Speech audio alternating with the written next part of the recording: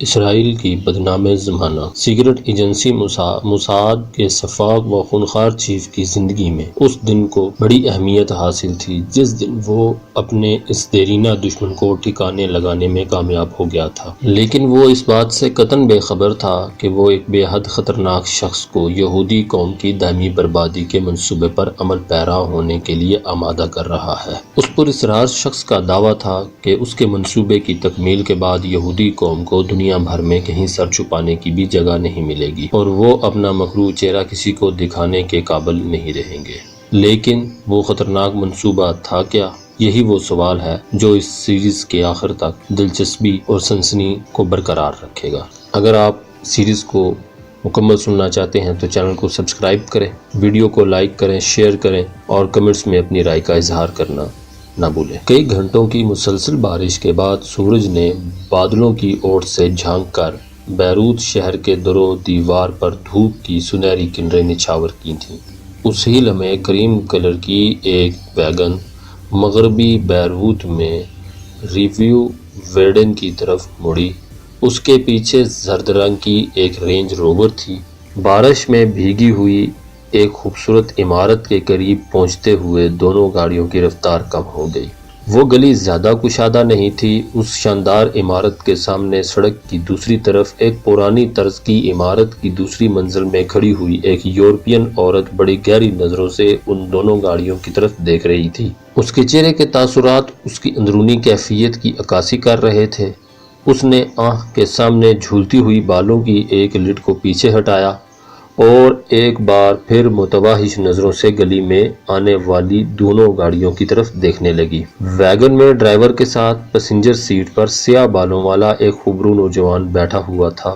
اس کے جسم پر نیلے رنگ کا سوٹ تھا جبکہ اس کے ساتھ دروازے کی طرف ایک باوردی محافظ پھنسا بیٹھا تھا۔ ویگن کے پچھلے حصے میں 4 اور محافظ مستعد بیٹھے ہوئے تھے۔ ان سب کے ہاتھوں میں کلاشنکوف رائفلیں تھیں اور ان کی نظریں سرچ لائٹ کی طرح چاروں طرف گھوم رہی تھیں۔ پیچھے آنے والی رینج روور کی اگلی سیٹ پر 2 محافظ کلاشنکوف رائفلیں لیے بیٹھے تھے۔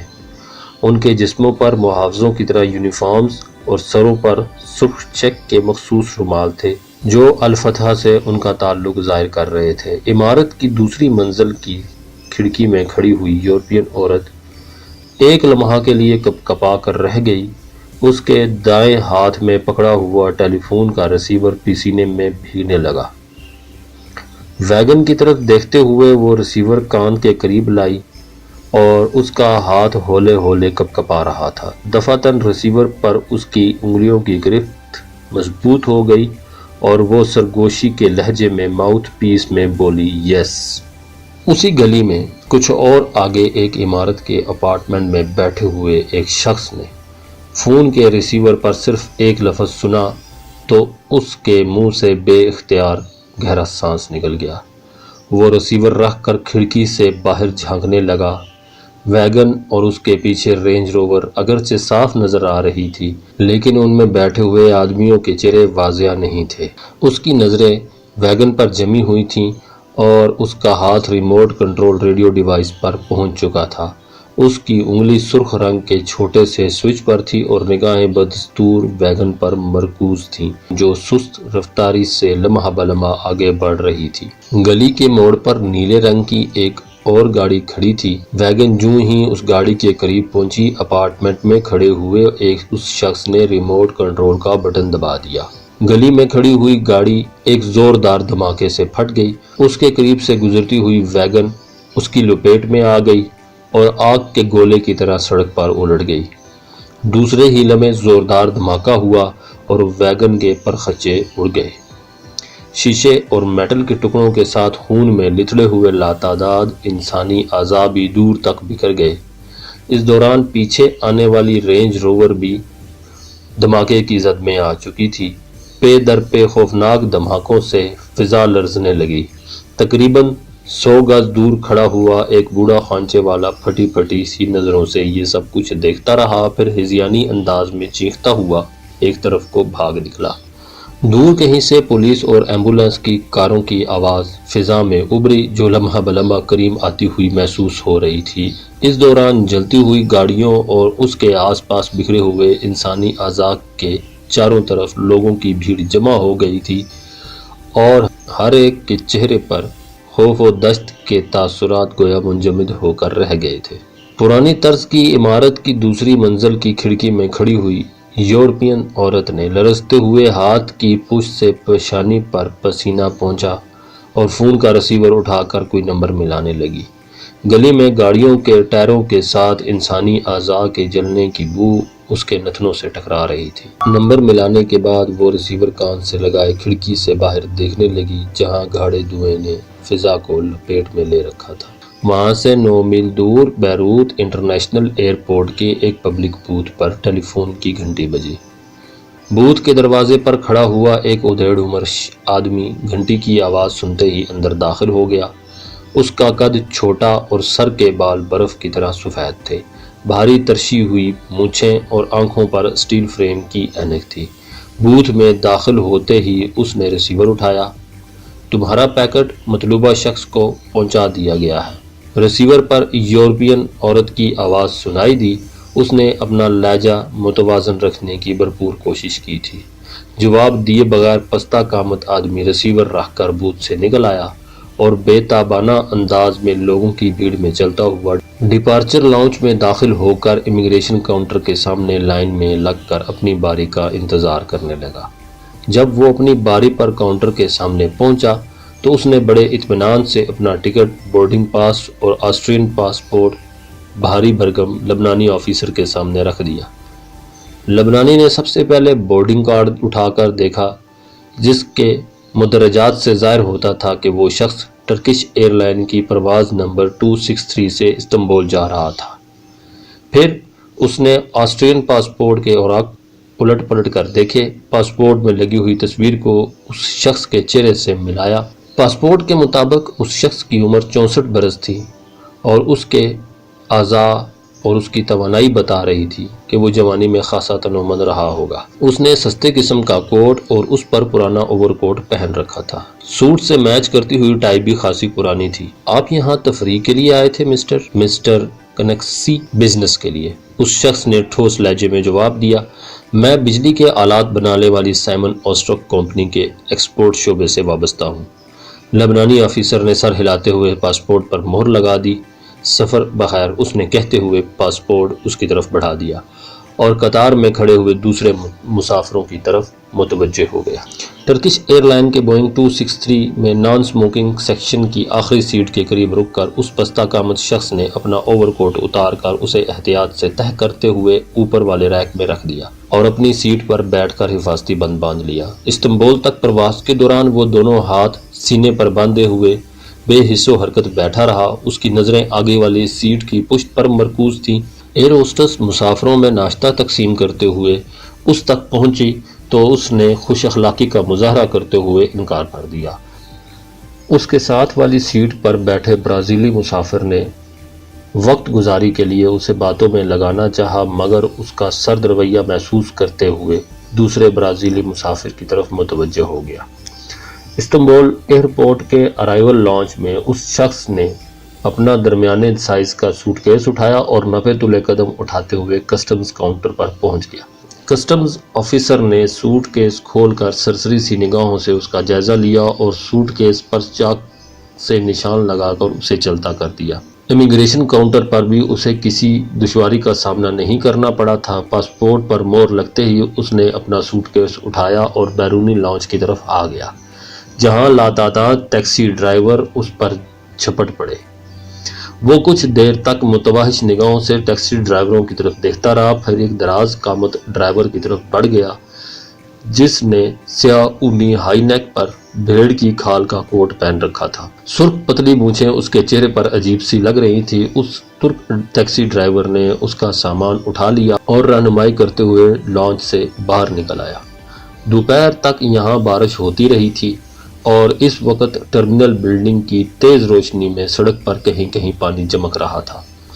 तुर्क ड्राइवर ने एक मर्तबा पीछे मुड़कर देखा, फिर मुतमईन अंदाज में कदम उठाते हुए सड़क के दूसरी तरफ खड़ी एक पुरानी सी फोर्ड की तरफ चलने लगा।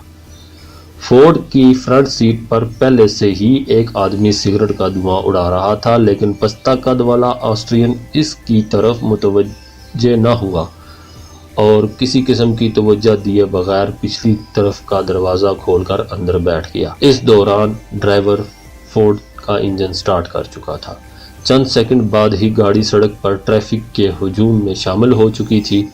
اس دوران ڈرائیور نے عقبی منظر پیش کرنے والے آئینہ کی طرف دیکھا۔ پچھلی سیٹ پر بیٹھے ہوئے پستہ قامت آسٹریین اور ڈرائیور کی نظریں ایک لمحہ کو ملی۔ ڈرائیور کی نگاہوں میں سوالیہ نشان تھا، جسے سمجھتے ہوئے اس شخص نے نہایت ہی خفیف انداز میں سر ہلا دیا۔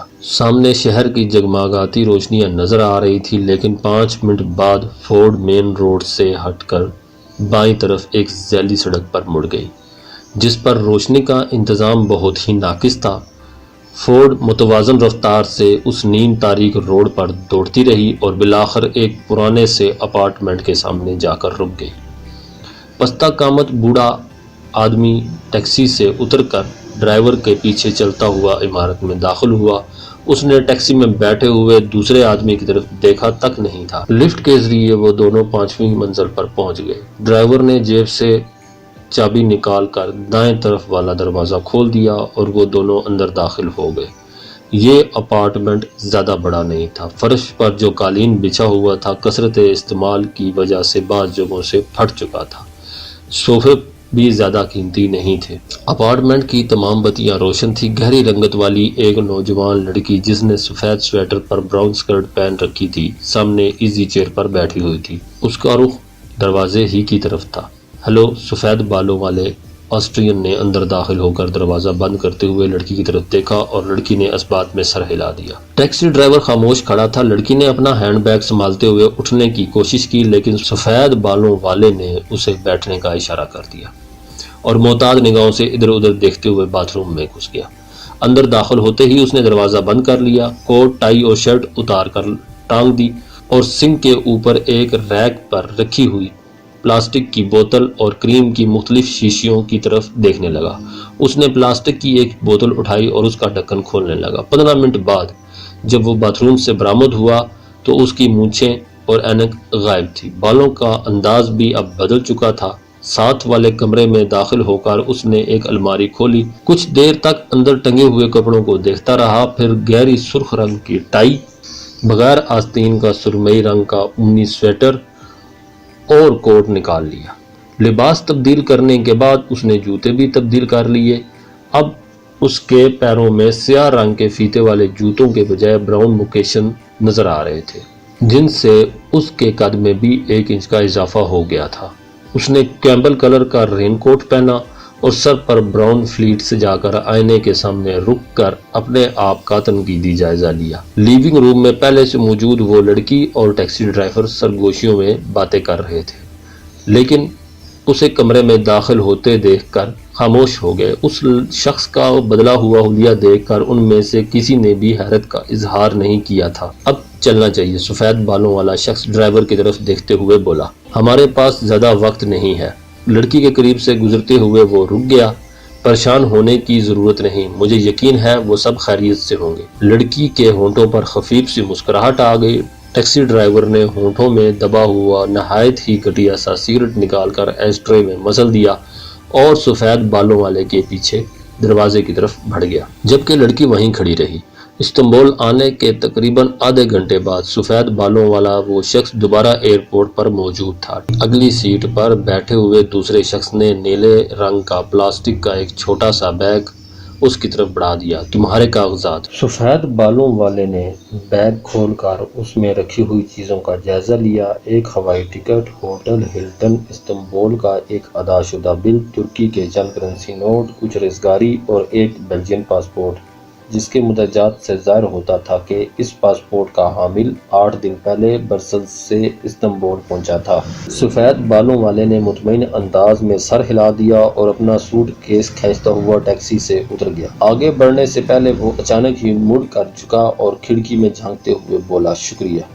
بیروت میں ہر کام منصوبے کے مطابق پایہ تکمیل کو پہنچ چکا ہے، جس کی تفصیل تم کل کے اخبارات میں پڑھ لو گے۔ بارش ایک بار پھر شروع ہو چکی تھی۔ پانی کے موٹے موٹے قطرے اس کے سفید بالوں میں جذب ہو رہے۔ وہ سیدھا ہو کر مڑا اور تیز تیز قدم اٹھاتے ہوئے ٹرمینل کے ڈپارچر لاؤنج میں داخل ہو گیا۔ اسرائیلی ایئر لائن ایل آل کی ایوننگ فلائٹ سے وہ رات 11 بجے تل ابیب کے بن گورین ایئرپورٹ پر پہنچا۔ تل ابیب میں اگرچہ مطلع صاف تھا لیکن یخ بستہ ہوا کے تیز جھونکے چل رہے تھے اور سردی ہڈیوں کے گودے تک سرایت کرتی ہوئی محسوس ہو رہی تھی۔ سفید بالوں والا وہ شخص جہاز سے اتر کر ایک کمرشل وین میں بیٹھ گیا جس نے اسے مین ٹرمینل بلڈنگ کے سیکیورٹی ونگ کے سامنے اتار دیا۔ وین سے اترتے ہی وہ ایک کمرے کی طرف جس کے دروازے پر 2 سادہ لباس سیکیورٹی گارڈ چاقو چوبند کھڑے تھے۔ کمرے میں 6 افراد موجود تھے جو غالباً اس کا انتظار کر رہے تھے۔ وہ سب اسرائیلی سیکرٹ سروس موساد کے سینئر آفیسرز تھے۔ انہیں دیکھ کر سفید بالوں والے کی بھویں تن گئیں لیکن دوسرے ہی لمحے اس کے چہرے کے تاثرات معمول پر آ گئے۔ مبارک ہو جرمیاہ، ایک دراز قامت شخص اس سے ہاتھ ملاتے ہوئے عبرانی زبان میں بولا۔ ریڈیو اور ٹی وی پر شام کو نشر ہونے والی خبروں سے ہمیں تمہاری کامیابی کی اطلاع مل گئی تھی۔ وزیر اعظم 2 مرتبہ تمہیں پوچھ چکے ہیں اور فوری طور پر تم سے ملنا چاہیں گے۔ ہمارے آدمیوں کے بارے میں کیا اطلاعات ہے ڈیوڈ؟ سفید بالوں والے نے جسے جرمیاہ کے نام سے مخاطب کیا گیا تھا متجسس لہجے میں دریافت کیا۔ سب ٹھیک ہے، گنجے سر والے ڈیوڈ نے جواب دیا۔ ان میں سے بیشتر بعافیت وہاں سے نکل چکے ہیں اور باقی کل یہاں پہنچ جائیں گے۔